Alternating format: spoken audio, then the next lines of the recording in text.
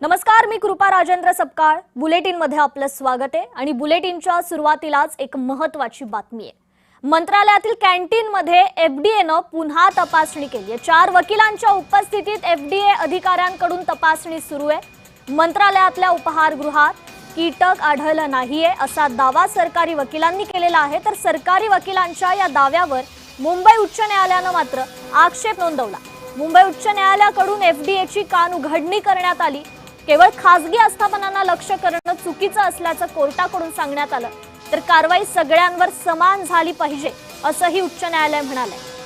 मोठमोठ्या 5 स्टार हॉटेलमध्येही माशी किंवा झुरळं आढळून येतात. मग मंत्रालयातलं कॅन्टीन एवढं साफ आहे असं म्हणणं पटतं का, असा सरकारी वकिलांनाच न्यायमूर्तींनी सवाल केला.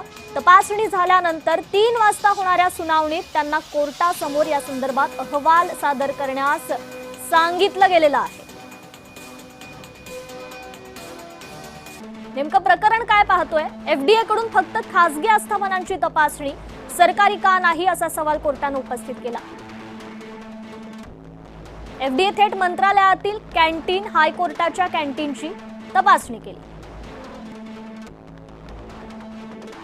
हायकोर्टातल्या 3 कॅन्टीनपैकी एक विना परवाना चालत असल्याचं लक्षात आलं. हायकोर्टाच्या एका कॅन्टीनला बंद करण्याची एफडीएनं नोटीस पाठवली. मंत्रालयातल्या कॅन्टीनमध्ये किडे किंवा इतर कीटक सापडले नसल्याचा सरकारी वकिलानं दावा केला. हायकोर्टानं मंत्रालय कॅन्टीनची 4 वकिलांसह तपासणी करण्याचे आदेश दिले. दुपारी 3 वाजेपर्यंत हा तपासणी अहवाल सादर करण्यास सांगितलंय.